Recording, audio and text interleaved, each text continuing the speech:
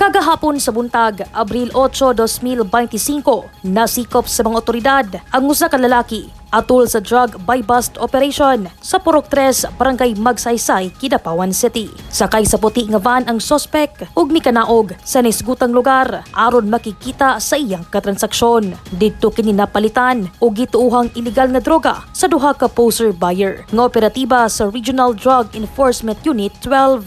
Dayon gidakop kini kauban ng mga personahe sa Kidapawan City Police Station. Tara.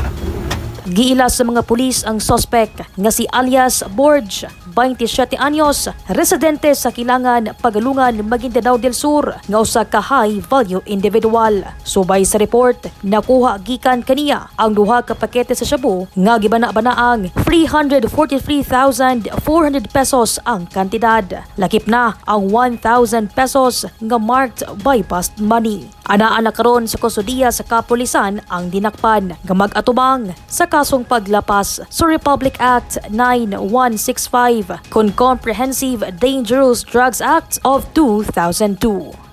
Daiza Libong, Newsline Philippines, Province of Cotabato. Stay safe.